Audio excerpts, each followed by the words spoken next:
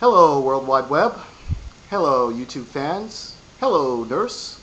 Lock back at you again with the final part of my Democratic Caucus, Clark County Democratic Caucus uh,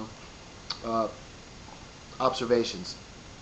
I'm going to try and make this quick. The last time went 13 minutes, and YouTube doesn't allow anything over 10 minutes, and so I'm really going to keep my eye on the clock. This is why I keep looking down here. But once you are allowed to be a delegate, which many delegates weren't even allowed to be, they showed up and they were turned away from this.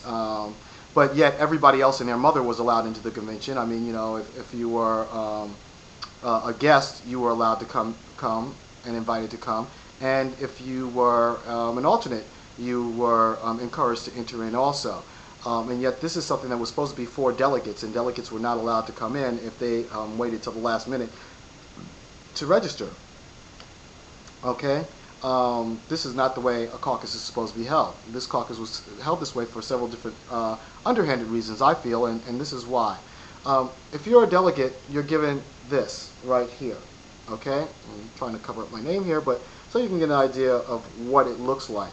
Now, this is your delegate, your official delegate tag, and underneath that there were three little slips that can be ripped off that represent your precinct, and then you circle the name of the person of whom you are supporting. And as you can see here, if I get a little bit closer, you can barely make out Obama, Clinton, and Gravel.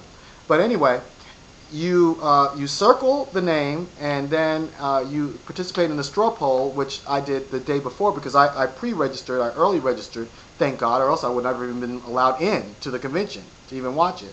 But I did it that day earlier, and you know, I circled that and I put that in. Now, the next morning, they wanted to announce the results of that straw poll. Now, when they announced the results of that straw poll, Obama was ahead of Hillary Clinton by some 41 votes. Okay, this Horton guy comes in and announces this, and we're all very happy and hyped up. This is before we're herded in to the convention. Now, after the straw poll, then you have your first alignment and then your second alignment. After the first alignment, they realized they had too many people. They tried to encourage people to go home and everything like that. But there were people who really wanted to go to the state, delegates such as I, who wants to go to the state and also go ahead and go to the national convention as well. And so a majority of us wanted to stay, and also because the convention was fascinating. But they realized they had let too many people in. The way convention rules are supposed to work is that the delegates are seated first. And if these people who are supposed to be the professionals know this, then why didn't they immediately, on the immediate onset, separate the delegates from guests and from alternates? That should have been done immediately.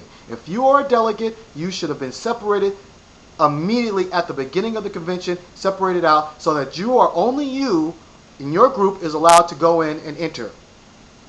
And then you can determine whether or not there's room for alternates and guests to participate. And then they can be allowed to come in after that.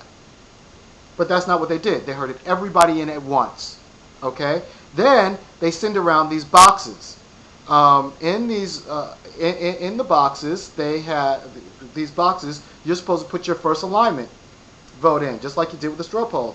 You just drop it in the box, and then they're going to count it up, and you trust them to say what the outcome is. Okay. Well, then there was reports of these boxes being mishandled or misplaced. Certain boxes are being misplaced. Okay. You guys should have seen this. It was really a fiasco. I mean, it was like you had people walking around with boxes as though they were like collection plates, and you were putting money in the collection plates. Okay, and then handing these boxes back. Okay, being very cavalier with your vote, your caucus vote. Okay. Then you're listening to several representatives getting up and speaking to this huge crowd of people, speaking to all of us, and telling about how they how they support Hillary Clinton. Two of them, at least two, Shelley Berkeley being one, got up and announced her support for Hillary Clinton. Okay? Look, I don't care who you support.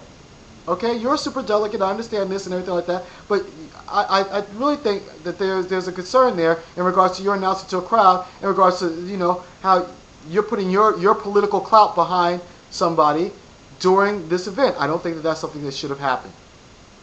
Okay, I don't think that the way that the vote was handled was correct by handing these boxes out, and then on top of that, after asking us for our $50 a day before, then you're going to say, oh well, this didn't happen. This doesn't count. Don't pay any attention to this. We're going to redo this. We're going to ask you to come back another day.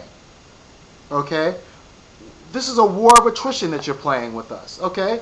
So then what happens? Then more delegates don't show up, and so you get to flood them with even more alternates, so that with alternates who possibly may think your way, okay? Because my thinking is that if you put the $50 down on this, then the delegate from that precinct that's an impoverished precinct is not going to be able to pay their $50. If they're not going to be able to pay their $50, they decide not to go, then the alternate from that precinct also, most likely because they live in an impoverished precinct, is not going to be able to pay their $50 either. So they're not going to go. But that has to be represented, so you pull an alternate from another place. And that alternate is free to vote their conscience. They do not have to vote, and if that alternate was originally, if that delegate was originally for Obama, all of a sudden, miraculously, that alternate who becomes an official delegate becomes a delegate for Clinton. This is very wrong, very circumspect, and needs to be looked into by the Obama campaign, because they are trying to rob votes for you, because Obama was very, very heavily represented during this caucus at this event. And we were told at first that he was ahead. Then another vote came in, and Hillary was ahead by a very, very slight margin. Okay, so this is something that needs to be looked into. Unfortunately, I have to go now, and this is my last installment on this. Lockout.